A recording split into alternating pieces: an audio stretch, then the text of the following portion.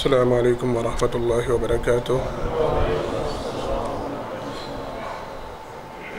ان الحمد للہ نحمده ونستعینه ونستغفره ونؤمن به ونتوکل علیہ ونعوذ باللہ من شرور انفسنا ومن سیئات اعمالنا من يهده الله فلا مضل له ومن يضلل فلا هادي له وأشهد أن لا إله إلا الله وحده لا شريك له وأشهد أن محمدًا عبده ورسوله صلى الله عليه وسلم أما بعد فإن خير الحديث كتاب الله وخير الهدي هدي محمد صلى الله عليه وسلم وشر الأمور محدثاتها وكل محدثة بدعة وكل بدعة ضلالة وكل ضلالة في النار. اللهم صل على محمد وعلى آل محمد كما صليت على إبراهيم وعلى آل إبراهيم إنك حميد مجيد. اللهم بارك على محمد وعلى آل محمد كما باركت على إبراهيم وعلى آل إبراهيم إنك حميد مجيد. رب اشرح لي صدري ويسر لي أمري واحلل عقدة من لساني يفقهوا قولي رب زدني علما. أعوذ بالله السميع العليم من الشيطان الرجيم من همزه ونفخه ونفثه. بسم الله الرحمن الرحيم. يا بني آدم قد أنزلنا عليكم لباسا يواري سواتكم وريشا ولباس التقوى ذلك خير ذلك من آیات اللہ لعلہم یذکرون. ہر قسم کی تعریفات حمد و ثنا اللہ رب العالمین کے واسطے خاص ہیں. انگنت لا تعداد بے شمار درود و سلام ہو امام الانبیاء حبیب کبریاء جناب محمد مصطفیٰ صلی اللہ علیہ وسلم کی ذات گرامی پر. حضرات محترم، دین اسلام کی یہ خوبی خاصیت ہے، خوبصورتی ہے کہ مالک نے اس دین میں، اس شریعت میں انسانی زندگی کے ہر ایک عمل کو واضح کیا ہے. انسانی زندگی کے متعلق تمام امور کے اللہ رب العالمین نے کھلم کھلی وضاحت فرمائی ہے، ایک ایک پہلو کو اجاگر کیا ہے. سبب اس کے دو ہیں. ایک تو یہ معاملہ ہے کہ انسان جو اللہ اور اس کے رسول صلی اللہ علیہ وسلم کے بتلائے ہوئے طریقے پہ چلنا چاہتا ہے، اس کے لیے زندگی کے ہر پہلو میں مکمل رہنمائی موجود ہو، ہر بات اس کے اوپر واضح ہو. وہ زندگی کے کسی موڑ پہ کھڑا ہو، کوئی معاملہ طے کرنے لگا ہو، اگر وہ قرآن اور حدیث سے رہنمائی چاہے تو اسے مکمل رہنمائی ملے. ایک معاملہ تو یہ ہے، میری طرف متوجہ رہیں. دوسری بات یہ ہے، یہ اہتمام اس لیے کیا گیا ہے، یہ اللہ کا خاص انعام ہے مسلمانوں پر، اس امت پر، کہ مالک نے ان کی زندگی کا کوئی بھی عمل اجر و ثواب سے خالی نہیں رکھا. اللہ نے ہر معاملے کی قرآن اور حدیث میں وضاحت فرمایا کہ مسلمانوں کے لیے یہ انعام فرمایا ہے کہ ان کا ہر عمل اگر یہ اللہ اور اس کے رسول صلی اللہ علیہ وسلم کے بتلائے ہوئے طریقے کے مطابق ہو تو ان کا ہر عمل ان کے لیے اجر و ثواب کا باعث ہو، جنت میں ان کے درجات کی بلندی کا باعث بن جائے، اللہ کی رضا کا باعث بن جائے. یہی وجہ ہے دین میں سارے معاملات، ساری باتیں جب بھی چاہیں، جہاں بھی چاہیں، وہ نبی کریم صلی اللہ علیہ وسلم کے دور سے لے کے آج تک 1450 سال کا تقریباً فاصلہ ہے. لوگوں کے رسم و رواج تبدیل ہوتے رہے، لوگوں کے انداز رہن سہن کے بدلتے رہے، لیکن الحمدللہ ثم الحمدللہ آج بھی شریعت میں کوئی بھی معاملہ ایسا نہیں ہے کہ انسان کہے کہ یہاں پہ شریعت خاموش ہے، یہاں پہ رہنمائی نہیں ملتی. ہر معاملے کی اللہ رب العالمین کی طرف سے مکمل رہنمائی موجود ہے. ہم نے جس موضوع کا آغاز کر رکھا ہے، سرور کائنات صلی اللہ علیہ وسلم کی تعلیمات، زندگی کے یہ رہن سہن کے حوالے سے، معمولات کے حوالے سے کہ انسان اپنے عام روزمرہ کے معمولات کو کس طرح سنت کے مطابق ڈھال کے اللہ کو راضی کر سکتا ہے، اللہ کی خوشنودی کو پا سکتا ہے، یا اللہ سے اجر و ثواب کس طرح پا سکتا ہے، یا دوسرے الفاظ میں سرور کائنات صلی اللہ علیہ وسلم کا رہن سہن کیسا تھا، آپ صلی اللہ علیہ وسلم کی زندگی کے ایام کس انداز سے گزرتے تھے، اسی حوالے سے الحمدللہ آج اللہ کی توفیق سے سرور کائنات صلی اللہ علیہ وسلم نے لباس کے حوالے سے، کپڑوں کے حوالے سے، جسم کو ڈھانپنے کے حوالے سے جو تعلیمات آپ صلی اللہ علیہ وسلم نے بیان فرمائی ہیں، جن البسات کو، ملبوسات کو آپ صلی اللہ علیہ وسلم نے ممنوع قرار دیا ہے، ان ساری باتوں کو انشاءاللہ العزیز یہ مختصر وقت میں سمیٹنے کی کوشش کرنی ہے۔ پہلی بات، قرآن کریم کی آیت مبارکہ جو تلاوت کی گئی ہے، اللہ رب العالمین ارشاد فرماتے ہیں یا بنی آدم قد انزلنا علیکم لباسا یواری سواتکم وریشا ولباس التقوی ذالک خیر ذالک من آیات اللہ۔ اللہ فرماتے ہیں پہلا معاملہ، پہلی سمجھنے کی بات، یہاں پہ مومنوں کو یا مسلمانوں کو خاص مخاطب نہیں کیا گیا، بنی آدم کو مخاطب اللہ نے کیا، یا بنی آدم، اے بنو آدم، اے آدم کے سارے بیٹوں بیٹیوں، سارے اس بات پہ توجہ کرو، غور و فکر کرو، قد انزلنا علیکم لباسا یواری سواتکم وریشا، یہ جو تمہارے جسموں کے اوپر لباس ہے یہ کس کی عطا ہے؟ یہ اللہ رب العالمین نے تخلیق فرمایا ہے، یہ اللہ کی دین ہے، یہ اللہ کی سمجھائی ہوئی عقل کے ذریعے انسانوں نے اس چیز کو اختیار کیا۔ قد انزلنا علیکم لباسا یواری سواتکم وریشا، دو معاملات اللہ رب العالمین نے اس آیت مبارکہ میں ہی بیان فرمائے۔ اس لباس کو اتارنے کا مقصد یہ تھا، اس لباس کو نازل کرنے کا مقصد یہ تھا، انسانوں میں اس کو رواج دینے کا مقصد یہ تھا۔ سواتکم، پہلا مقصد یہ تھا اس کے ذریعے اپنی شرمگاہوں کی حفاظت کرو، اپنے جسموں کو ڈھانپو۔ وریشہ، دوسرا مقصد اللہ کا یہ ہے کہ اس کے ذریعے زیب و زینت کو اختیار کرو، اپنے جسموں کی خوبصورتی کو اختیار کرو۔ وَلِبَاسُ التَّقْوَى ذَلِكَ خَيْرٌ، آگے اللہ رب العالمین فرماتے ہیں بہترین لباس تو تقوی کا لباس ہے۔ ذَلِكَ مِنْ آیَاتِ اللَّهِ، اگر تم عقل کرنے والے ہو، شعور کرنے والے ہو، نصیحت پکڑنے والے ہو، تو اس لباس کے اندر بھی تمہیں اللہ کی نشانی نظر آئے گی۔ یہ اللہ کا بنایا ہوا معاملہ ہے، یہ اللہ کی سمجھائی ہوئی بات ہے۔ اگر اللہ رب العالمین انسانوں کو یہ عقل نہ دے تو جانوروں کی طرح یہ بھی مادر پدر آزاد برہنہ پھر سکتے تھے۔ یہ اللہ کی نعمت ہے، یہ اللہ کا انعام ہے۔ پہلی بات، ہم نے اسی موضوع کو تھوڑا سا لینا ہے اور پھر انشاءاللہ العزیز آگے بڑھنا ہے۔ میری کوشش ہے پہلے ان لباسوں کا تذکرہ ہو جائے، شریعت نے جن کو ممنوع قرار دیا ہے، شریعت نے جن سے منع کیا ہے۔ قرآن کریم کی اس آیت مبارکہ کا پہلا حصہ جو لباس کے حوالے سے ہے، سوآتکم، اللہ نے لباس اس مقصد کے لیے بنایا ہے تاکہ انسان اس کے ذریعے اپنے سطر کو ڈھانپے، اپنے جسم کو ڈھانپے۔ اسی معاملے پہ ذرا غور و فکر کریں۔ سرور کائنات صلی اللہ علیہ وسلم کی حدیث مبارکہ کی طرف جانے سے پہلے قرآن کریم میں اس بات کی طرف نشاندہی ہے، جو جنت کا معاملہ، جناب آدم علیہ السلام کا وہاں سے نکالے جانے کا معاملہ، قرآن کریم میں تقریباً کم و بیش 4 یا 5 مقامات پہ اللہ رب العالمین نے یہ تذکرہ فرمایا ہے۔ آدم علیہ السلام کو جب ابلیس نے جنت سے نکالا تو پہلا معاملہ یہی ہوا تھا۔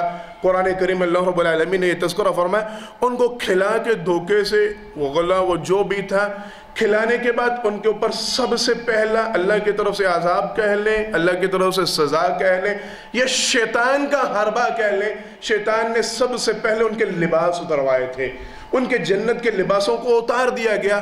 آپ صلی اللہ علیہ وسلم کی حدیث مبارکہ میں اس موضوع کو، چونکہ موضوع لمبا ہے، اس بات کو زیادہ اس کو لمبا نہیں کر رہا، طول نہیں دے رہا، صرف اشارہ کر رہا ہوں، وہاں پہ یہ تذکرہ ہے۔ آپ صلی اللہ علیہ وسلم نے فرمایا شیطان کی یہ کوشش تھی، حدیث مبارکہ میں بھی تذکرہ اور قرآن کریم کا بھی الفاظ ہیں، شیطان نے ان کے لباس اتروا، ان کو ایک دوسرے کے سامنے برہنہ کرنے کی کوشش کی۔ سرور کائنات صلی اللہ علیہ وسلم نے فرمایا مادی ہوا اور جناب آدم علیہ السلام یہ دونوں جنت کے پتوں کے ساتھ اپنے سطر کو ڈھانپنے لگے، اپنے آپ کو چھپانے کی کوشش کرنے لگے۔ مفسرین محدثین یہ بیان کرتے ہیں اس کا مطلب معنی مفہوم ہم انسانوں کو سمجھانا یہ مقصود ہے، شیطان کے حربوں میں سے، شیطان کی چالوں میں سے، شیطان کے فتنوں میں سے اولین فتنہ یہ ہے، شیطان کی حتی الامکان یہ کوشش ہوتی ہے کہ انسانوں کو انسانوں کے سامنے برہنہ کرے، ان کے سطر ایک دوسرے کے سامنے سے کھولیں۔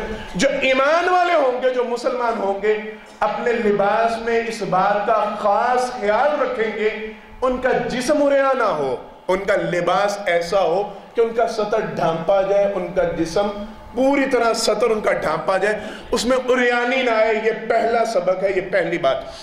سرور کائنات صلی اللہ علیہ وسلم کی حدیث مبارکہ کی طرف ذرا غور و فکر کرتے ہیں۔ جناب عبداللہ بن عمر رضی اللہ تعالیٰ بیان فرماتے ہیں، میں سرور کائنات صلی اللہ علیہ وسلم کے پاس آیا، رات کے وقت میں آیا، تاریکی کا معاملہ تھا، آپ صلی اللہ علیہ وسلم نماز پڑھ رہے تھے، مجھے آپ صلی اللہ علیہ وسلم سے کچھ کام تھا۔ کہتے ہیں میرے پاس ایک ہی چادر تھی، بڑی سی چادر تھی، میں نے اوڑھی ہوئی تھی۔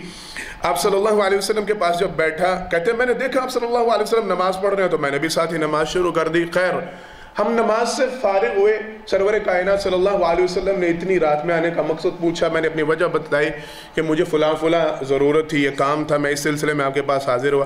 کہتے ہیں میں اٹھ کے جانے لگا تو آپ صلی اللہ علیہ وسلم نے میرے لباس کی طرف دیکھا، آپ صلی اللہ علیہ وسلم نے غصے سے مخاطب ہو کے فرمایا، یہ تم نے کیا لباس پہن رکھا ہے؟ کہنے لگے اللہ کے پیغمبر صلی اللہ علیہ وسلم، ایک چادر تھی، تھوڑی لمبی تھی، اور انہوں نے اسی کو اپنے اوپر لیا ہوا تھا۔ کہتے ہیں میں نے اسے تہبند کے طور پر نہیں باندھا تھا، صدر کو ڈھانپنے کی امکان کوشش کی تھی، لیکن چادر ایک ہی تھی، لباس کم ہونے کی وجہ سے۔ کہتے ہیں اب صلی اللہ علیہ وسلم نے ناراضگی کا اظہار کرتے ہوئے فرمایا، اگر تمہارے پاس لینے کے لیے چادر لباس پورا نہ ہو، ایک ہی چادر ہو، فرمایا نبی کریم صلی اللہ علیہ وسلم نے اسے پہلے اپنے سطر کو ڈھانپو، اپنے جسم پہ باندھو، بطور تہبند، یہ مردوں کے لیے حکم ہے، بطور تہبند استعمال کرو، تمہارا سطر اچھی طرح ڈھانپا ہونا چاہیے۔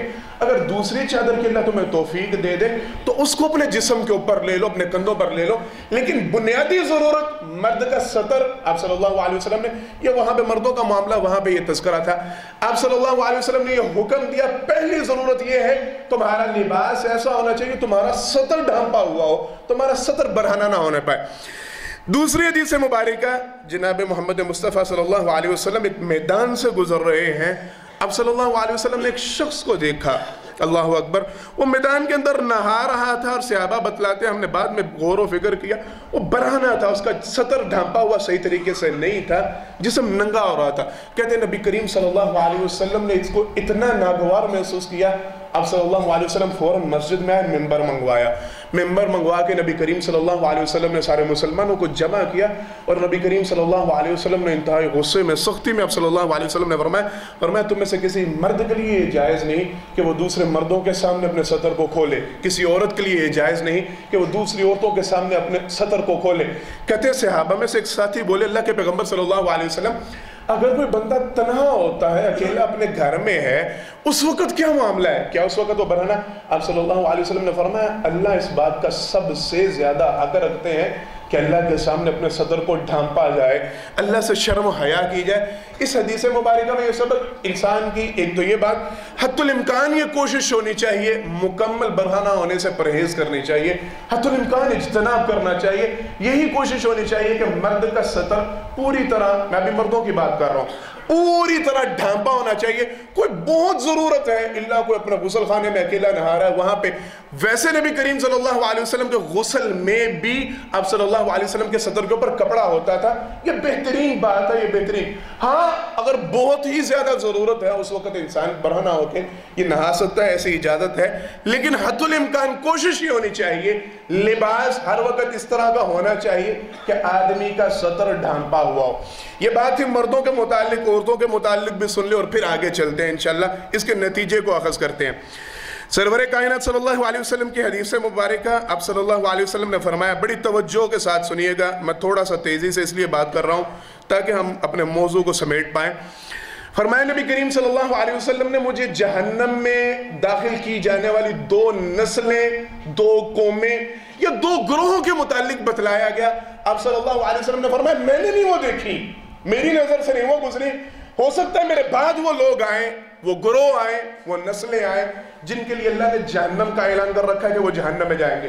فرمایا نبی کریم صلی اللہ علیہ وسلم نے ان میں سے پہلے ایسے حکمران ہوں گے، ایسے صاحب اختیار ہوں گے، ان کے ہاتھوں میں گائے کے دم کی مانند کوڑے ہوں گے جس کے ساتھ وہ لوگوں کو مارا کریں گے۔ یہ ظالم حکمرانوں کی طرف اشارہ ہے، اللہ ہم پر رحم فرمائے، اللہ ہمیں اچھے حکمران عطا فرمائے۔ اچھا دوسری بات، آپ صلی اللہ علیہ وسلم نے فرمایا ایسی عورتیں اللہ رب العالمین نے ان کا تذکرہ فرمایا کہ وہ جہنم میں جائیں گی، میں نے نہیں وہ دیکھی، فرمایا وہ ایسی عورتیں ہوں گی انہوں نے لباس تو پہنے ہوں گے لیکن وہ عریاں ہوں گی، وہ برہنہ ہوں گی۔ اللہ نے ان کو جہنم کے لیے تیار رکھا ہے اور جہنم کو ان کے لیے تیار کر رکھا ہے۔ یہ صرف جہنم میں جا سکتے ہیں، یہ جنت کی خوشبو کو بھی نہیں پا سکتے۔ آپ صلی اللہ علیہ وسلم کا یہ فرمان، ایسی عورت جو لباس پہنتی ہے اور لباس پہننے کے باوجود عریاں دکھتی ہے، آپ صلی اللہ علیہ وسلم نے فرمایا اللہ نے اس کا ٹھکانہ جہنم رکھا۔ ایک حدیث مبارکہ، دوسری حدیث مبارکہ وہ بھی لمبی حدیث، وہاں پہ سرور کائنات صلی اللہ علیہ وسلم نے تذکرہ فرمایا جہنمی عورتوں کا۔ دو الفاظ تھے ہمارے موضوع کے حوالے سے، نبی کریم صلی اللہ علیہ وسلم نے فرمایا کاسیات عاریات، ایسی عورتیں ہیں جو لباس تو پہنتی ہیں، بظاہر ان کے اوپر لباس ہوتا ہے لیکن اس کے باوجود عریانی جھلکتی ہے۔ اللہ نے ان کو جہنم کے لیے بنایا ہے، یہ جنت کی خوشبو بھی نہیں پا سکتی، ان کا ٹھکانہ صرف اور صرف جہنم ہے۔ تیسری بات میں اس کے ساتھ ایڈ کروں اور پھر نتیجے پہ پہنچتے ہیں۔ ماں جی عائشہ رضی اللہ تعالی عنہ اپنے گھر کے اندر تشریف فرما ہے، حضرت حفصہ بنت عبد الرحمن بن ابو بکر رضی اللہ تعالی عنہ، جناب ابو بکر رضی اللہ تعالیٰ ان کی پوتی ہیں، جناب عبد الرحمن ان کی بیٹی ہیں، حضرت ابو بکر صدیق رضی اللہ تعالیٰ ان کی یہ پوتی ہیں حضرت حفصہ۔ یہ آئی ماں جی عائشہ رضی اللہ تعالیٰ عنہ ان کے گھر میں، ماں جی نے ان کے سر کے اوپر ایک دوپٹہ دیکھا، ایک اوڑھنی دیکھی، چھوٹی بچی، معمولی سی عمر کی بچی، ایک دوپٹہ دیکھا جو بڑا رقیق پتلا سا تھا، بڑا باریک سا دوپٹہ تھا۔ ماں جی نے غصے کے عالم میں فوراً بلایا، پاس بلایا کہ اس دوپٹے کو پکڑ کے پھاڑا اور پھاڑ کے اس کو پھینک کے حکم دیا اس کو موٹی چادر اندر سے سوتی چادر لا کے دو، اس بچی کو چادر پہنائے گی۔ کہا اللہ کے پیغمبر صلی اللہ علیہ وسلم نے عورتوں کے لیے ایسا لباس منع فرمایا ہے جس میں سے جسم جھلکتا ہو، جس میں سے جسم نظر آتا ہو، اس قدر باریک لباس ہے نبی کریم صلی اللہ علیہ وسلم نے منع فرمایا۔ حضرات محترم باتیں بڑی تھیں لیکن یہیں پہ تھوڑا سا سمیٹنا ہے۔ پہلی بات میں نے مردوں کے حوالے سے اور عورتوں کے حوالے سے دونوں موضوعوں کو اکٹھا کر کے نتیجہ نکالنا ہے۔ ایسا لباس اسلام میں منع ہے، حرام ہے جس کے اندر سے جسم جھلکتا ہو، جس کے اندر سے جسم عریاں ہوتا ہو، چاہے مرد ہیں چاہے عورتیں ہیں۔ مردوں کے لیے یہ بات سمجھ لیجئے، ایسی پینٹ پہننا، یہ سوال ہوتا ہے، میں آگے انشاءاللہ اگر وقت ملا تذکرہ کروں گا کہ یہ پینٹ پہننا جائز ہے کہ نہیں، پجامہ پہننا جائز ہے کہ نہیں۔ پہلی بات لباس میں یہ بات ذہن نشین رکھے، وہ خالی پینٹ نہیں، توجہ ذرا، بڑے افراد آپ نے دیکھے ہوں گے بزرگ بڑی بڑی تنقید کر ہوتے ہیں، منڈے نے پینٹا پائیاں نے، اور اپنی دھوتی ماشاءاللہ انہوں نے اتنی بریک کاٹن کی پہنی ہوتی ہے کہ نیچے سے ٹانگیں نظر آ رہی ہوتی ہیں، یہ حرام ہے۔ ایسا لباس جس سے انسان کا صدر نمایاں ہوتا ہو، وہ پینٹ ہے، وہ شلوار قمیض ہے، وہ دھوتی ہے، وہ کوئی چیز ہے جس سے جسم کا صدر واضح ہو رہا ہے، صدر اس کی خدوخال واضح ہو رہے ہیں، وہ حرام ہے، وہ جائز نہیں۔ جسم کو مکمل طور پہ ڈھانپا ہونا چاہیے۔ ایک بات، ایسے ٹروزر پہننا، ایسی پینٹیں پہننا، ایسی شلواریں پہننا، وہ ساری چیزیں جو اتنی تنگ ہیں، اتنی چست ہیں کہ ان کی وجہ سے جسم نمایاں ہو رہا ہے، جسم کے خدوخال نمایاں ہو رہے ہیں، اب صلی اللہ علیہ وسلم نے اس کو حرام قرار دیا، اس سے منع فرمایا۔ یہ مرد کے لیے بھی جائز نہیں، عورت کے لیے بھی جائز نہیں۔ پہلا چیپٹر، پہلا معاملہ یہ ہے۔ عورتوں کے لیے خاص بات، ایسا لباس عورتوں کا پہننا، وہ چاہے بڑی توجہ کے ساتھ، معذرت کے ساتھ، ہمارے سارے گھروں میں یہ بات عام ہے، وہ یہ نہیں باقی جسم تھوڑا سا ڈھانپا ہے لیکن وہ شرٹ صرف اس کے بازو ایسے ہیں کہ نیچے سے بازو جھلکتی ہیں، نہیں، یہ حرام ہے۔ اللہ رب العالمین نے اس کی اجازت دے دی۔ ہاں اپنے خاوند کے سامنے ویسا لباس پہن سکتے ہیں، اکیلے گھر میں ہے تنہا، لیکن دعوتوں پہ اس طرح کے لباس، اب تو ماشاءاللہ سلیو لیس چل نکلی ہے نا، اور بہت آگے جا رہے ہیں، بڑی آگے نکلنے کی کوشش کر رہے ہیں، اللہ ما رحم ربی۔ یہ سارے معاملات، لباس کا اتنا چست ہونا کہ اس سے جسم کے خدوخال نمایاں ہوتے ہو، لباس کا اتنا باریک ہونا کہ اس سے جسم کے خدوخال نمایاں ہوتے ہو، یہ ساری باتیں جہنم کا ایندھن بنائیں گی۔ یہ ساری باتیں اب صلی اللہ علیہ وسلم کی واضح حدیث مبارکہ، ایسی عورتوں کو اللہ جنت دینا دور کی بات، ایسی عورتیں جنت کی خوشبو بھی نہیں پا سکتی جن کا جسم لباس میں سے جھلکتا ہے، نمایاں ہوتا ہے۔ یہیں پہ اسی موضوع کو یہیں پہ چھوڑنا ہے۔ اپنے گھروں میں جا کے اس بات کی ذرا تلقین کیجئے گا، اپنے بچوں کو، اپنی بچیوں کا لباس دیکھیے گا یا اپنے لباسوں پہ غور و فکر کیجئے گا کہ ہمارے لباس ایسے ہوتے ہیں کہ ہمارا صدر ڈھانپا ہوتا ہے، ہمارا جسم ڈھانپا ہوتا ہے، ہمارے جسم کے خدوخال نمایاں نہیں ہو رہتے۔ ہماری عورتوں کا لباس ایسا ہوتا ہے کہ وہ عاریات کے زمرے میں نہیں آتی، لباس میں پوری طرح ڈھانپی ہوتی ہیں۔ کیا ایسا ہمارے ہاں نظر آتا ہے؟ اگر آتا ہے تو الحمدللہ ثم الحمدللہ، اگر نہیں آتا تو اللہ کے لیے اس معاملے کو تبدیل کریں۔ وہ بچوں کا لباس لباس ہو، بچیوں کا لباس ہو، مردوں کا لباس ہو، عورتوں کا، یہ ساروں کے حوالے سے حکم ہے۔ بات بہت لمبی ہے لیکن میں سمیٹ رہا ہوں۔ ایک بات عریاں لباس کی وضاحت ہو گئی۔ دوسری بات، سرور کائنات صلی اللہ علیہ وسلم گھر میں تشریف فرما ہے، جناب جبرائیل امین علیہ السلام، ان کے آنے کی بات تھی، آپ صلی اللہ علیہ وسلم کو بتلایا گیا تھا یا انہوں نے کہا تھا کہ میں آؤں گا۔ آپ صلی اللہ علیہ وسلم انتظار کرتے رہے، جبرائیل امین نہیں آئے۔ اللہ کے پیغمبر صلی اللہ علیہ وسلم بڑا پریشان تھے۔ کچھ وقت کے بعد آپ صلی اللہ علیہ وسلم گھر سے باہر نکلے تو باہر جبرائیل امین سے ملاقات ہوئی۔ سرور کائنات صلی اللہ علیہ وسلم نے ان سے سوال کیا، آپ نے آنے کا وعدہ کیا تھا لیکن آپ آئے نہیں، آپ نے کہا تھا کہ آپ آئیں گے لیکن میں انتظار کرتا رہا، آپ آئے نہیں۔ وہ کہنے لگے اللہ کے پیغمبر صلی اللہ علیہ وسلم، میں آیا تھا، میں آپ کے گھر کے باہر کھڑا رہا تھا، مجھے اجازت نہیں تھی ایسے گھر میں داخل ہونے کی۔ حدیث مبارکہ میں تین باتوں کا تذکرہ۔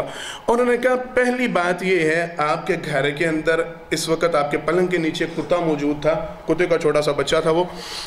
انہوں نے پہلی وجہ یہ بتلائی، جس گھر میں کتے ہو ہم وہاں پہ داخل نہیں ہوتے، میں اس وجہ سے باہر کھڑا رہا۔ میں بات کو اگر تھوڑا سا اشارہ نہیں یہاں پہ بیان کر دوں تو یہ ان کے لیے بڑی کافی ہے، جو عالم الغیب کہتے ہیں اور جو سارا کچھ لینے دینے کی ساری باتیں کرتے ہیں، ان کے سمجھنے کے لیے بہت بڑی نشانی ہے کہ وہ جبرائیل امین گھر کے باہر کھڑے اور نبی کریم صلی اللہ علیہ وسلم گھر کے اندر، اور خبر نہیں کہ جبرائیل امین باہر کھڑے اندر نہیں آ رہے، پریشان ہے کہ آ نہیں رہے جبرائیل امین کہاں پہ ہیں۔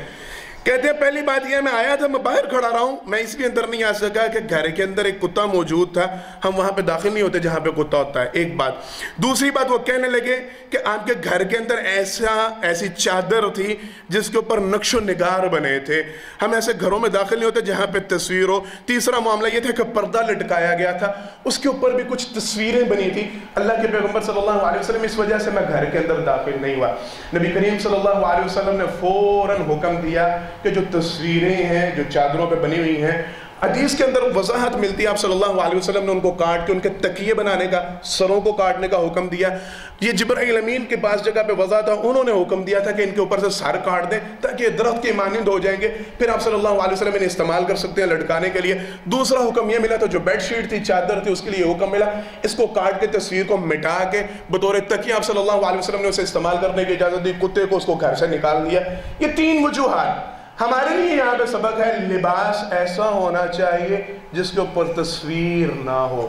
یہ توجہ ہم نے ساروں نہیں کرنی ہے، گھروں میں بچوں کے لباس ایسے ہیں جن کے اوپر بت بنے ہوئے ہیں، جن کے اوپر تصویریں بنی ہیں، مرد حضرات بڑی شوخی شاخی سے، وہ جو بھی میں نے نام لینا چاہتا، گندے مندے لوگوں کے وہ تصویریں اوپر بنی ہوتی ہیں اور وہ بڑا فیشن سمجھ کے لباس پہنا گیا ہوتا ہے۔ اب تو ماشاءاللہ خواتین میں بھی مجھے پتا چلا کہ ایسے آ رہے ہیں، آگے ڈیزائن ایسے چل رہے ہیں، اوپر پوری تصویریں بنی ہوتی ہیں اور وہ لباس کے طور پہ استعمال۔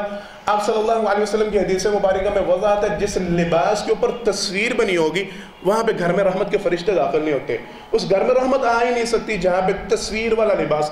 اللہ کے لیے اس بات کے اوپر بھی توجہ کیجئے گا، اپنے خصوصاً بچوں کے لباس میں ہم اس بات کی پرواہ نہیں کرتے، اس چیز کا خیال رکھا کرے، دھیان رکھا کرے، ان کے اوپر بت نہ بنے ہوں، ایسی تصویریں نہ بنی ہوں جو انسان یا کسی بھی جانور کی کسی بھی کی تصویر والا لباس آپ صلی اللہ علیہ وسلم نے اس حوالے سے منع فرمایا، اس سے اجتناب کرنا ہے۔ تیسری بات، لباس کے حوالے سے نبی کریم صلی اللہ علیہ وسلم نے جن لباسوں کو ممنوع قرار دیا، اور یہ بھی بڑی سمجھنے والی بات ہے۔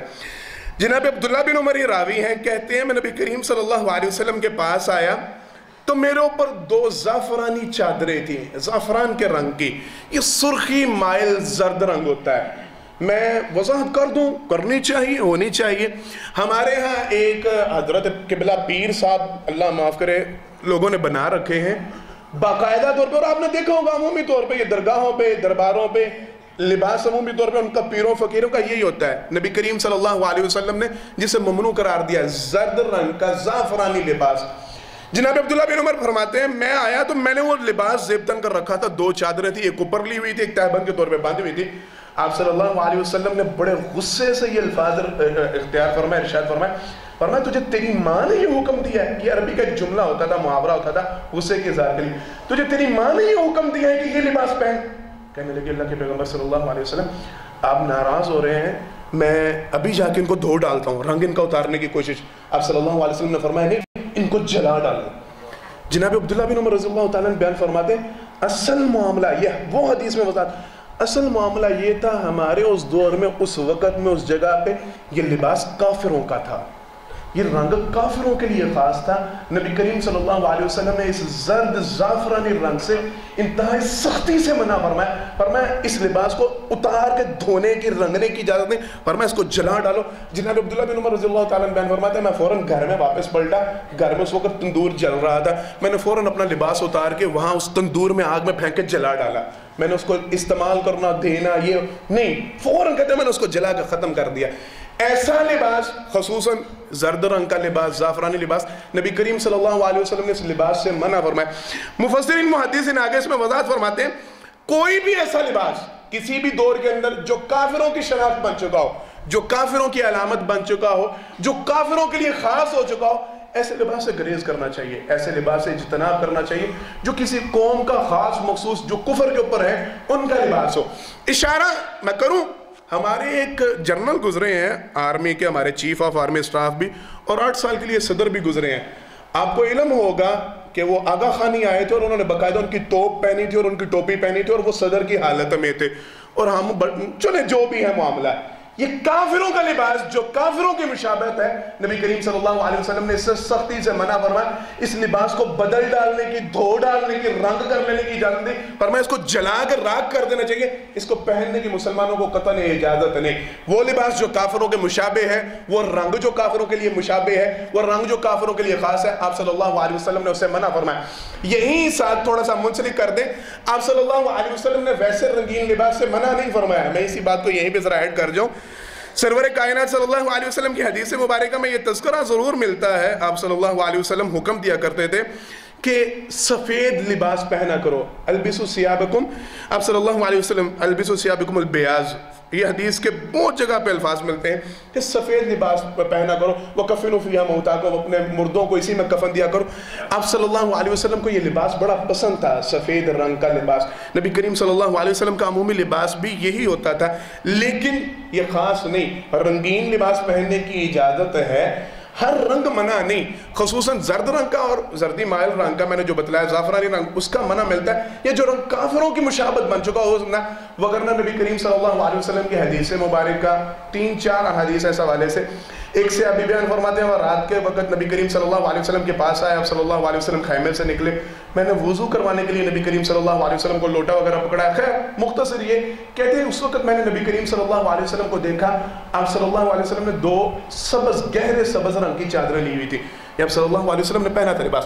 ایک دوسری حدیث مبارکہ وہاں پہ نبی کریم صلی اللہ علیہ وسلم عید کے دن کہتے ہیں صحابہ کرام رضوان اللہ علیہ مجمعین گھر سے باہر نکلے. ایک حدیث مبارکہ میں عید کے دن کا تذکرہ, ایک حدیث مبارکہ میں ایک صحابی کہتے ہیں وہ 14ویں رات کا تذکرہ کرتے ہیں کہ میں نے آپ صلی اللہ علیہ وسلم کو دیکھا, سرور کائنات صلی اللہ علیہ وسلم حجرہ سے باہر نکلے, آپ نے سرخ رنگ کا جبہ پہن رکھا تھا, سرخ رنگ کی قبا تھی آپ صلی اللہ علیہ وسلم پہ, اور وہ کہتے ہیں اللہ کی قسم نبی کریم صلی اللہ علیہ وسلم کا جسم اس میں اتنا سفیدی سرخ رنگ کے اندر نمایاں ہو رہی تھی کہ میں نے آج تک اتنا خوبصورت حسین بندہ کبھی زندگی میں نہیں دیکھا. نبی کریم صلی اللہ علیہ وسلم پہ وہ سرخ رنگ اتنا خوبصورت نظر آ رہا تھا. یہ بات تھی کہ رنگین کپڑا پہننے اس کی اجازت ہے. سفید آپ صلی اللہ علیہ وسلم کے ہاں پسندیدہ تھا, رنگین کپڑا بھی پہنا جا سکتا ہے, لیکن جو رنگ کافروں کے لیے خاص ہو جائے اس سے منع کیا گیا. اگلا معاملہ, سرور کائنات صلی اللہ علیہ وسلم کی حدیث مبارکہ آپ صلی اللہ علیہ وسلم نے فرمایا, مختصر وقت, فرمایا نبی کریم صلی اللہ علیہ وسلم نے جو بندہ ناموری کے لیے, شہرت کے لیے لباس پہنتا ہے, آپ صلی اللہ علیہ وسلم نے فرمایا کل اللہ رب العالمین اس بندے کو ذلت کا لباس پہنا کر جہنم میں داخل فرمائیں گے. جو بھی بندہ, بڑی توجہ, دنیا کے اندر ایسا لباس پہنتا ہے اس کا مقصد یہ ہوتا ہے کہ مجھے اس لباس کی وجہ سے شہرت ملے, ناموری ملے, میں ذرا نظر آؤں الگ سا. یہیں پہ 2 موضوع میں جمع کر لوں تو بہتر ہو جائے گا. پہلی بات, حدیث مبارکہ جو ناموری کے لیے, شہرت کے لیے لباس پہنتا ہے, آپ صلی اللہ علیہ وسلم نے فرمایا کہ لازماً اللہ رب العالمین اس بندے کو ذلت کا لباس پہنا کے جہنم میں داخل فرمائیں گے. ایک بات, جو بندہ تکبرن لباس پہنتا ہے اس کو بھی ساتھ ہی ایڈ کر لیں. سرور کائنات صلی اللہ علیہ وسلم کی کم و بیش 11 حدیثیں ہیں اس حوالے سے. آپ صلی اللہ علیہ وسلم نے تذکرہ فرمایا, مختصر خلاصہ, ایک حدیث میں تذکرہ نبی کریم صلی اللہ علیہ وسلم نے فرمایا ایک بندہ اپنے گھر سے نکلا, اس نے لمبے بال, حدیث کا تذکرہ, لمبے بال پہ اس نے رکھے ہوئے تھے اور اپنے جسم کے اوپر اس نے قیمتی لباس, قیمتی پوشاک پہنی تھی. آپ صلی اللہ علیہ وسلم نے, یہ حدیث کے الفاظ ہیں, بالوں میں کنگھی کرتا جا رہا تھا. سرور کائنات صلی اللہ علیہ وسلم نے فرمایا وہ اپنے بالوں پہ اور اپنے لباس پہ اترایا. اللہ رب العالمین نے اسی وقت زمین کو حکم دیا, زمین پھٹی, اس کو اپنے اندر نکل لیا. حدیث کے الفاظ نسائی میں, ابن ماجہ میں, ابو داؤد میں یہ حدیث مبارکہ. سرور کائنات صلی اللہ علیہ وسلم نے فرمایا قیامت تک وہ زمین کے اندر دھنسایا جاتا رہے گا. ایک حدیث. دوسری حدیث مبارکہ وہاں پہ تذکرہ ہے نبی کریم صلی اللہ علیہ وسلم نے فرمایا ایک بندے نے قیمتی پوشاک پہنی, اپنے پہلو, دونوں پہلوؤں کو اس نے دیکھا. ایک حدیث مبارکہ میں پہلوؤں کا تذکرہ, ایک حدیث مبارکہ میں کندھوں کا تذکرہ. فرمایا سرور کائنات صلی اللہ علیہ وسلم نے اپنے لباس کو دیکھ کے اس نے تکبر کیا, غرور کیا. سرور کائنات صلی اللہ علیہ وسلم نے فرمایا اللہ نے فوراً زمین کو حکم دیا, زمین نے اس کو اپنے اندر نگل لیا, وہ بندہ قیامت تک زمین کے اندر دھنسایا جاتا رہے گا. یہ معاملہ جو بندہ تکبراً لباس پہنتا ہے یا جو بندہ ناموری اور شہرت کے لیے لباس پہنتا ہے, مفسرین محدثین اس میں اضافہ کرتے ہیں جو بندہ ایسا قیمتی یا نایاب لباس پہننے کی کوشش کرتا ہے جس کے سامنے, لوگوں کے سامنے وہ اپنی شوخی ظاہر کرے, اپنی شہرت چاہے, وہ بڑی قیمتی چیز ہے, بڑا قیمتی, یہ فلاں ملک سے آیا ہے, یہ فلاں چیز ہے, فلاں یہ ہوتا ہے, میں اشارات کر دوں, کرنا چاہیے. ہمیں عقل جو نہیں آتی, ہمیں شعور نہیں آتا ہے. ایم ایم عالم روڈ پہ لاہور پہ جائیے گا, یہ عام تذکرہ کو میں امریکہ افغانستان کی بات نہیں سنانے لگا کہ آپ کیا ہوتا ہوگا وہاں پہ. لاہور ایم ایم عالم روڈ کا پتہ ہے, وہاں پہ جائیے گا ذرا, وہاں جتنی بھی بوتیکس ہیں وہاں پہ چکر لگائیے گا. میرے کاروباری سلسلے میں گزر ہوا, وہاں پہ ایسی ایسی دکانیں موجود ہیں جو بڑے فخر کے ساتھ سناتے پھرتے ہیں کہ آپ کے جتنے یہ بیوروکریٹس ہیں, آپ کے جتنے M N M P s ہیں, جتنے آپ کے صدر وزیر اعظم, سارے کے سارے 10 لاکھ روپے کا سوٹ لیتے ہیں وہاں سے, 12 لاکھ روپے کا ایک کرتا ہوتا ہے, ایک سوٹ ہوتا ہے. اور ہیں یہ ہمارے غریب ملک کی عوام, اور ان کی آنکھوں سے آنسو میں بہہ جاتے ہیں عوام کی غربت دیکھ کے, ہے نا, ان کے ہاتھوں میں کتنے وہ سارے معاملے. ذرا غور و فکر, جو بندہ ناموری کے لیے, شہرت کے لیے, دکھلاوے کے لیے, تکبر کے لیے لباس پہنے گا, اللہ رب العالمین اسے ذلت کا لباس پہنا کے جہنم کا داخلہ عطا فرمائے گے. دنیا کے اندر اللہ رب العالمین نے ایسے بندے کو سزا دی جس نے تکبراً لباس پہنا, اللہ نے اس کو زندہ زمین کے اندر دھنسا دیا. اور یہ اللہ کے لیے آج مشکل نہیں, اللہ آج بھی ہم معاملہ کر سکتے ہیں. اللہ ہم سب کو محفوظ فرمائے. قطعاً لباس پہنتے وقت یہ سوچ اور فکر نہیں ہونی چاہیے, دماغ میں یہ کیڑا نہیں ہونا چاہیے کہ یہ سوٹ ایسا ہونا چاہیے, ساری پارٹی میں ذرا شو ہونی چاہیے, ذرا فیشن ہونا چاہیے, نمایاں نظر آنا چاہیے, الگ نظر فیشن اس طرح کا ہونا چاہیے کہ سارے دیکھیں اور یار بڑی چیز بنا ہوا ہے, میں کیا کہوں, جو بھی بنا ہوا ہے. ایسے لباس آپ صلی اللہ علیہ وسلم نے منع فرمائے. اچھا, اسی سے ہی منسلک ہے ایک بات, تکبراً اپنے ازار بند کو نیچے لٹکانا. ایک تھا لباس تکبراً پہننا, دوسرا اپنے ازار بند کو, اپنی چادر, پینٹ, شلوار, جو بھی چیز ہے, تہبند ہے, جو بھی ہے, اس کو تکبراً نیچے لٹکانا, اپنے ٹخنوں سے نیچے لٹکانا. نبی کریم صلی اللہ علیہ وسلم نے اس سے بھی منع فرمایا. حدیث کے الفاظ یہ ہیں, نبی کریم صلی اللہ علیہ وسلم نے فرمایا 3 بندے ایسے ہیں کل اللہ رب العالمین ان کی طرف دیکھنا گوارا نہیں کریں گے.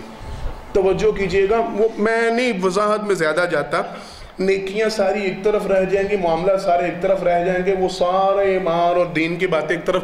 اگر اللہ نے کسی بندے کو دیکھنا گوارا نہ کیا, وہ جنت کو پا لے گا, وہ گناہوں کی بخشش کروا لے گا, اللہ کی رحمت اس کے اوپر ہو جائے گی اور وہ جنتی ہوگا, اور نبی کریم صلی اللہ علیہ وسلم کی سفارش اسے مل جائے گی جس کو اللہ نے دیکھنا گوارا. ایک بات, آپ صلی اللہ علیہ وسلم نے فرمایا اللہ اس کے اعمال کا تزکیہ نہیں فرمائیں گے, اس کے اعمال کو پاک نہیں فرمائیں گے, اللہ اس پر اپنی رحمت کی نگاہ نہیں ڈالیں گے, اللہ اس بندے سے کلام کرنا پسند نہیں کریں گے. سرور کائنات صلی اللہ علیہ وسلم نے فرمایا ان میں سے ایک شخص ہوا ہے جو احسان کر کے جتلاتا ہے, کسی کے اوپر نیکی کرتا ہے اس کو سناتا پھرتا ہے. ہم اپنے موضوع کی طرف آتے ہیں. فرمایا نبی کریم صلی اللہ علیہ وسلم نے جو بندہ اپنے تہبند کو, اپنے ازار بند کو تکبراً نیچے لٹکاتا ہے, اپنے ٹخنوں سے نیچے کرتا ہے, اللہ تعالیٰ سے بندے کی طرف دیکھنا گوارا نہیں کریں گے, اس کے اعمال کا تزکیہ نہیں کریں گے, اللہ اس سے کلام کرنا پسند نہیں کریں گے. جو اپنی چادر, اپنی شلوار کو جان بوجھ کے نیچے لٹکاتا ہے. توجہ کیجئے گا, جناب ابوبکر صدیق رضی اللہ تعالیٰ عنہ کا واقعہ ملتا ہے اور لوگ اس کو دلیل بناتے ہیں. وہ آپ صلی اللہ علیہ وسلم کے پاس آئے, آگے کہنے لگے اللہ کے پیغمبر صلی اللہ علیہ وسلم میرا پیٹ نکلا ہے. یہ ان کے بڑھاپے کی بات تھی.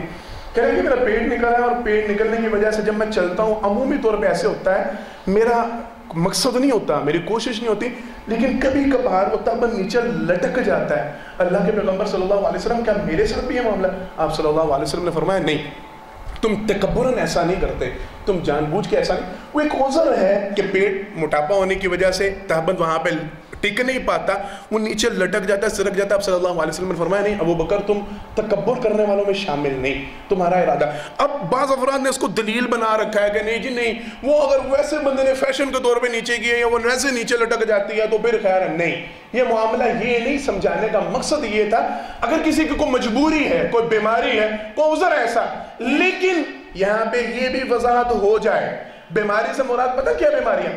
ایک صحابی کو سرور کائنات صلی اللہ علیہ وسلم, صحیح حدیث مبارکہ دیکھا آپ صلی اللہ علیہ وسلم نے ان کا دامن, ان کی چادر ان کے ٹخنوں سے نیچے تھی. صحابہ بتلاتے ہیں نبی کریم صلی اللہ علیہ وسلم لپ کے آپ صلی اللہ علیہ وسلم نے اپنے ہاتھوں سے جا کر کی چادر کو اٹھایا, نصف پنڈلی تک اٹھایا. آپ صلی اللہ علیہ وسلم نے فرمایا اس چادر کو یہاں تک رکھو. کہنے لگے اللہ کے پیغمبر صلی اللہ علیہ وسلم مجھے حدیث کا علم ہے, مجھے بات کا علم ہے, معاملہ یہ ہے قدرتی طور پہ پیدائشی طور پہ میرے پاؤں ٹیڑھے ہیں.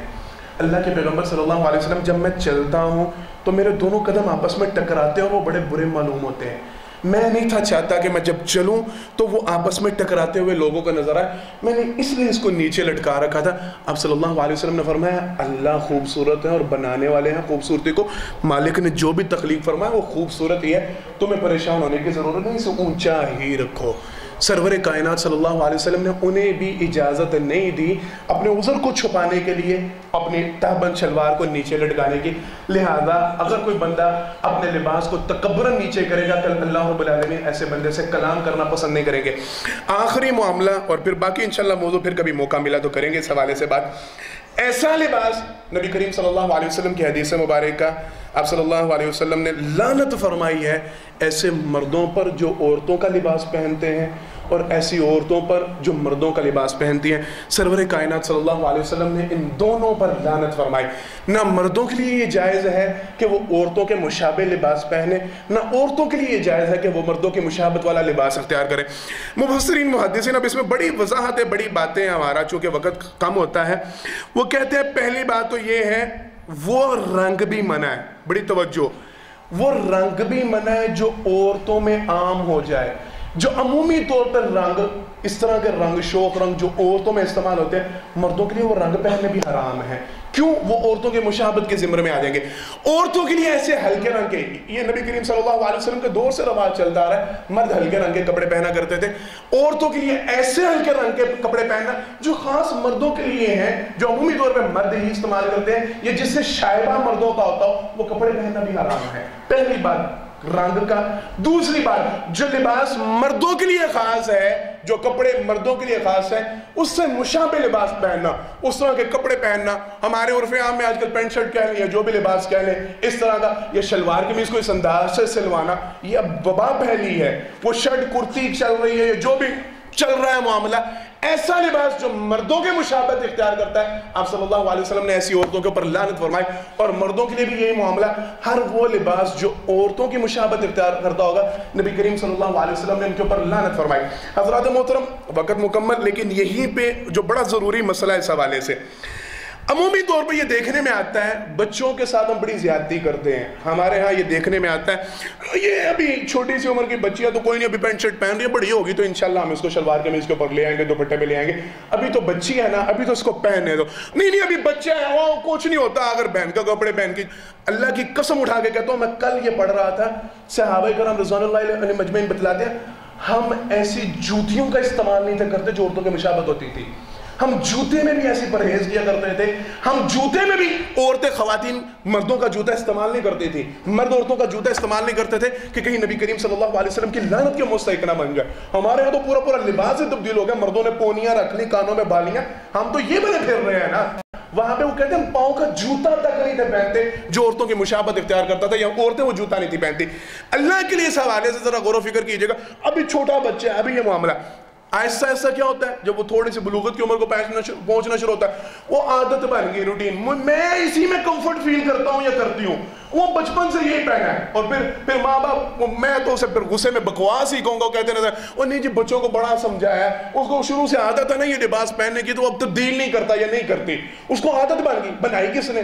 وہ ماں کے پیٹ سے سیکھ کے آیا تھا؟ نہیں, آپ نے سکھلایا, آپ نے اس کی تربیت کی, آپ نے اس کو یہ پہنایا. اور کل انشاءاللہ العزیز اگر وہ لعنت کا مستحق بن رہا تو آپ برابر کے بیچ میں شریک ٹھہریں گے کہ آپ نے اس کی تربیت اس انداز سے کی. اللہ کے لیے قطعاً اس کی اجازت نہیں ہے. میں نے ماں عائشہ رضی اللہ تعالیٰ کا واقعہ سنا, چھوٹی سی معمولی سی بچی تھی, انہوں نے اس کو باریک دوپٹہ نہیں تھا لینے دیا کہ نہیں یہاں سے تربیت شروع ہوتی ہے, یہاں سے معاملہ شروع ہوتا ہے. اللہ کے لیے اپنے بچوں کو ایسے لباس نہ پہنائے جو بچیوں کے مشابہ, بچیوں کو ایسے لباس نہ پہنائے جو بچوں کے مشابہ. باقی انشاءاللہ العزیز پھر کبھی باتیں کریں گے. اللہ رب العالمین سے دعا ہے مالک جو کہا جو اس پر عمل کرنے کی توفیق عطا فرمائے. آخر دعوانا الحمدللہ رب العالمین.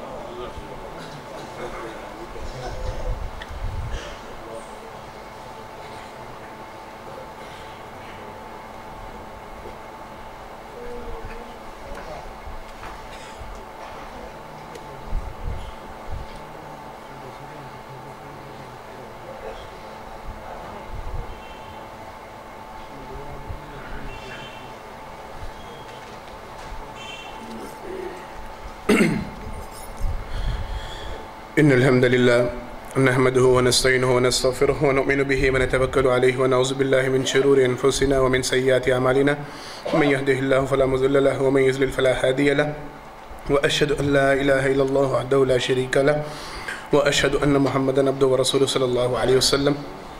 حضرات محترم, پہلے خطبہ جمعہ میں اللہ کی توفیق سے لباس کے حوالے سے دین میں جو تعلیمات ہیں ان میں سے چند ایک باتوں کی جو ممکنہ وضاحت ہو سکی تھی وہ کی گئی ہے.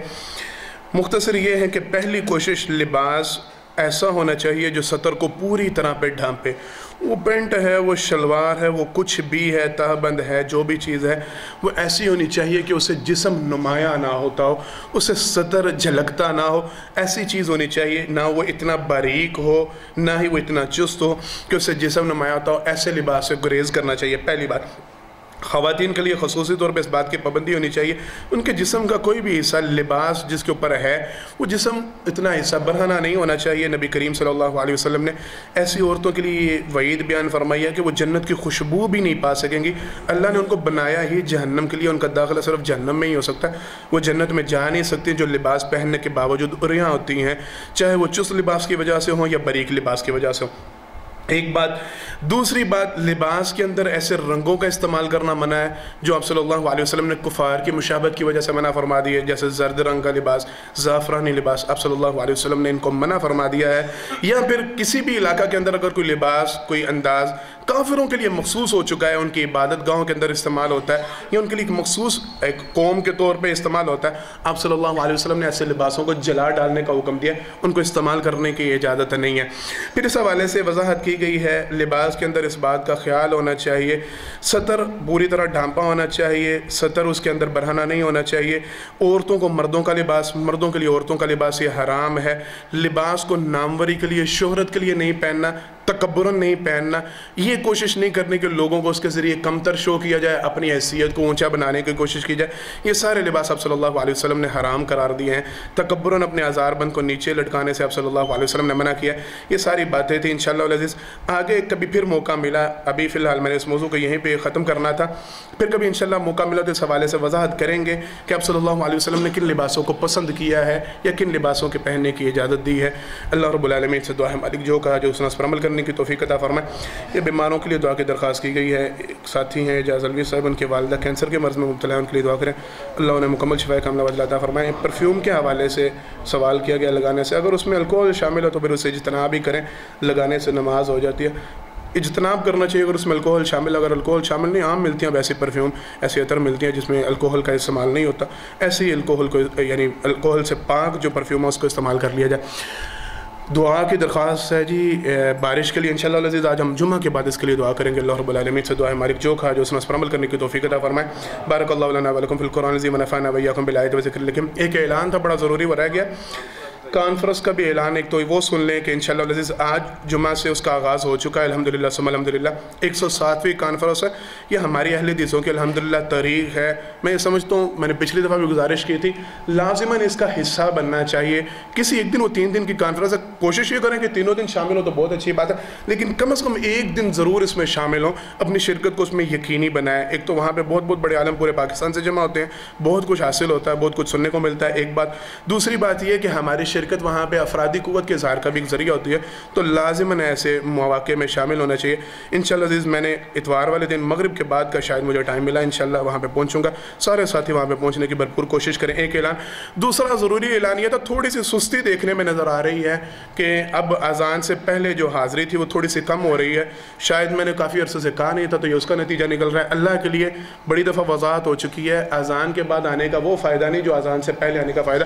حاضری سیدھی بات ہے کہ وہ رہ جاتی ہے, لہذا ساتھی لازماً یہ کوشش کریں اذان سے پہلے مسجد میں داخل ہوا کریں تاکہ آپ کو آنے کا اجر و ثواب پوری طرح ملے. آپ کی حاضری اللہ کے ہاں شمار کی جائے, جمعہ میں آپ کی حاضری تصور کی جائے. اذان کے بعد آ کے آپ کو باتیں تو سننے کو مل جائیں گی, لیکن وہ اجر و ثواب جو حاضری کا تھا آپ اسے محروم رہ جائیں گے. یہ لازماً شامل ہوا کریں اذان سے پہلے, اور ہر ساتھی یہ کوشش کرے اپنے ساتھ ایک ساتھی کو لے کے. انشاءاللہ العزیز ہم پروگرام بنا رہے ہیں, اگلے خطبہ سے ایک باقاعدہ ایک موضوع ہے اس کا آغاز کرنے کا. میں انشاءاللہ مشورہ کر کے ہی اس کا باقاعدہ چارٹ وغیرہ یا اشتہار وغیرہ کا اہتمام کیا جائے گا, وہ اسی ہفتے میں ڈیسائیڈ ہو جائے گا انشاءاللہ. سارے ساتھی خود بھی شامل ہوں, اپنے ساتھیوں کو ساتھ لے کے آئیں. بارک اللہ لنا ولکم فی القرآن العظیم ونفعنا وإياکم بالآیات والذکر الحکیم. انہ تعالی جبار قدیم ملک بر رؤوف رحیم. سبحان ربک رب العزۃ عما یصفون وسلام علی المرسلین والحمد للہ رب العالمین.